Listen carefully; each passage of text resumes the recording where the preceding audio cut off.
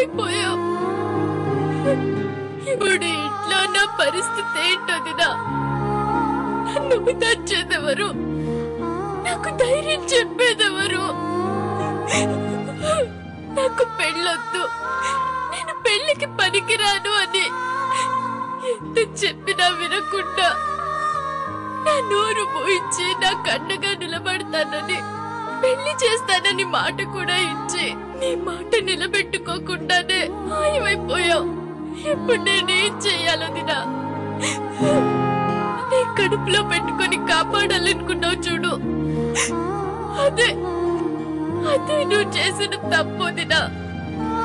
అందుకే నీకు ఇన్ని గడ్డాలు.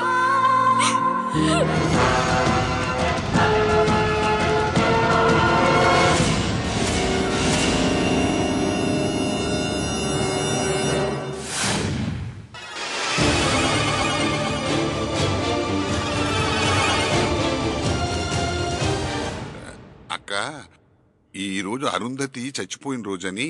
రామనాథం, నీ దృష్టిలో, లోకం దృష్టిలో అరుంధతి చచ్చిపోయి ఉండొచ్చు, కానీ అరుంధతి రాకు కోసం ఎదురు చూస్తూ మేం ప్రాణాలతో బ్రతికున్నంత వరకు నువ్వు ఆ మాట అనకూడదు, నా చెవిన పడకూడదు. అరుంధతి చిత్రపటానికి నువ్వు దండ వేయకూడదు.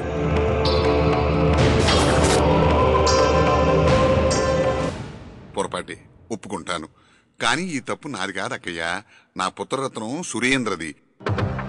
సురేంద్ర, నాన్న సురేంద్ర. ఇంకెప్పుడు ఇలాంటివి తీసుకురాకండి. అక్క, అభిమానం మనసులో ఉంటే చాలు.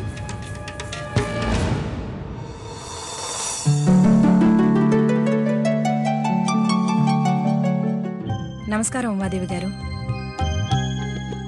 రండి డాక్టర్ గారు. అత్తయ్య, బయట అందరూ మీకోసం ఎదురు చూస్తున్నారు. నేను డాక్టర్ గారిని పంపించొస్తాను, మీరు వెళ్ళి ఆ ఏర్పాట్లు చూడండి. ఉమాదేవి గారికి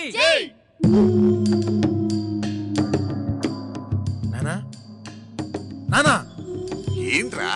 మన విషయం అత్తయ్యకి తెలిసిపోయిందనుకుంటా. అదేరా నాకు అర్థం కావట్లేదు. అవునరా, మనం తన ప్రాణాలు తీయబోతున్నట్టు ఆవిడికి ఎలా తెలిసిందంటావు? బయట పబ్లిక్ మన ఇద్దరిని తండ్రి కొడుకులు అనుకోవట్లేదు, అన్నదమ్ములు అనుకుంటున్నారా? ఒరే, బాగుండదని అక్కడక్కడ తెల్లంటికి వదిలేశాను గాని, లేకపోతే నేనే నీ తమ్ముడు అనుకునేవాళ్ళు. మన గ్లామర్ అలాంటిది. మరి గ్లామరా గాడిది గుడ్డ? నీ ముఖంలో గోతికాడు కాచు కూర్చున్న నక్కలా ఉంది అని నేను అనట్లా. ఇగో బయట పబ్లిక్ అంటున్నారు, నా ముఖంలో గోతులో పడ్డ మనిషిని పీకు తినే తోడేళ్ళ ఉందంట. మన ఇద్దరిది నక్కా తోడేలు కాంబినేషన్ అని, ఆస్తి కోసం ఉమాదేవిని అంతం చేసే ప్రయత్నంలోనో అని ఊరి జనానికి అర్థమైపోయింది. ఈ వయసులో టెన్షన్ ఎక్కువైతే గుండెపోటు వచ్చే అవకాశాలు కూడా ఎక్కువవుతాయి. మీరు అనుకున్నట్టు నాకు అప్పుడే ఏ గుండెపోటు రాదు.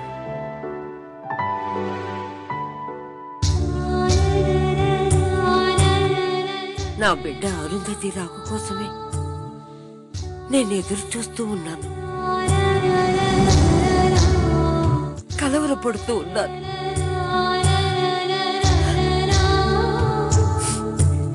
1000 ఎకరాలు దానం చెయ్యాలి అంటే అది ఆ అరుంధతి చేతుల మీదగానే జరగాలి. ఎప్పుడూ చచ్చిపోయిన అరుంధతి మళ్ళీ పుట్టడం ఏమిటి, మళ్ళీ రావడం ఏమిటి?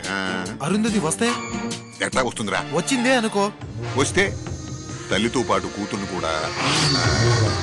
అంతేనటవా? అంతే. అత్తయ్య దానాలు మొదలెట్టింది, మనం వెళ్దాం పద. ముహూర్తం ఖాయమైపోయిందమ్మా. ఈ ఊర్లో ఏ పెళ్లి జరిగినా మొదటి శుభలేఖ మీకివ్వడం మాకు ఆనవాయితీ కదమ్మా. రేపు నా కూతురుతో వచ్చి మిమ్మల్ని దర్శనం చేసుకుంటానమ్మా. అలాగే రా.